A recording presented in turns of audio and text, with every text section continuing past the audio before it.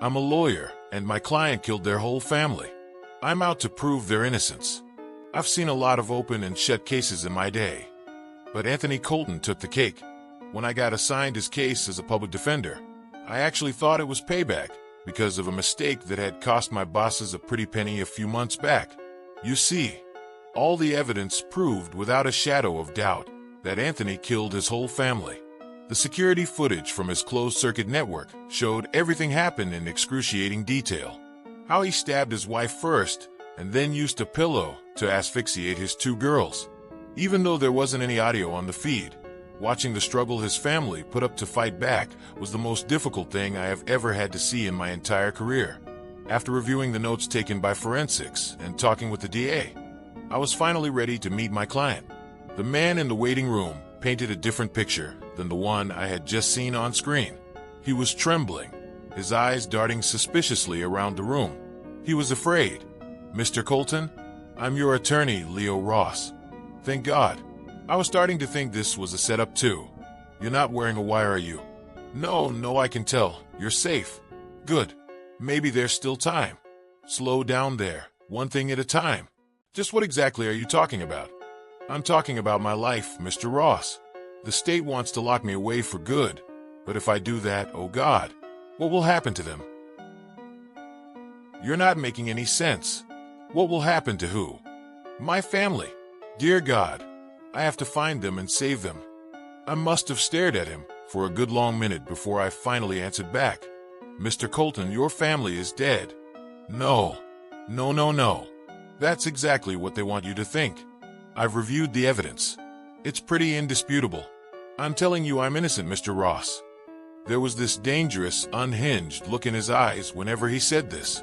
The kind of look you give to someone when you are desperate for them to believe you. I'm not quite sure why. Call it instinct or maybe those years of experience I touched on earlier. But when he said those 4 words, I wanted to believe him. I took out an audio recorder and sat down across from him.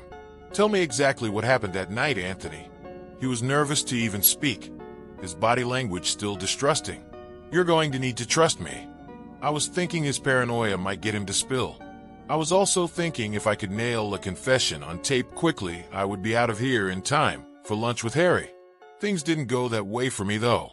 Instead, Anthony told me a story I doubt I will ever forget. Okay, so I came home from work early. I wanted to surprise Martha and the girls and take them to that new playground. You know the one?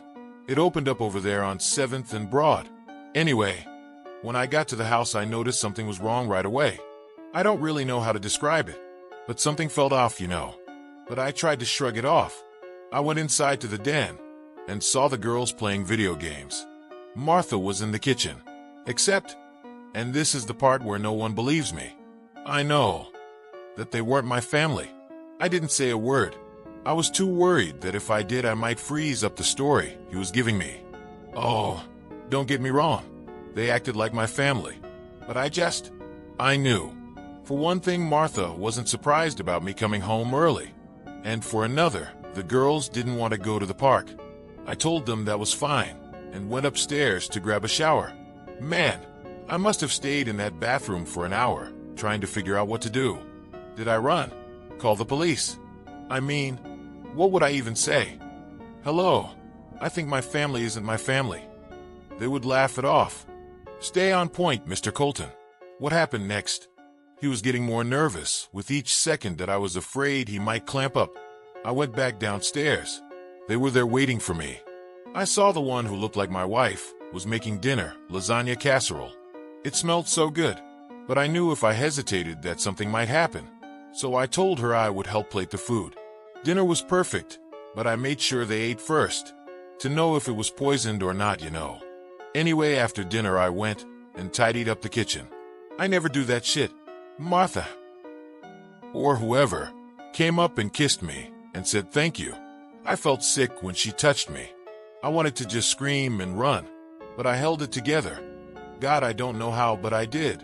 I went to go tuck the girls in and read them a story. I bet you have never read a story as quickly as I did. For the life of me, I can't remember what that book was. Katie Loves the Kittens, that was the one. They laughed at the right parts and said they loved me when it was over. but I swear they were watching me when I left the room. Then you went to your bedroom. Follow for part 2.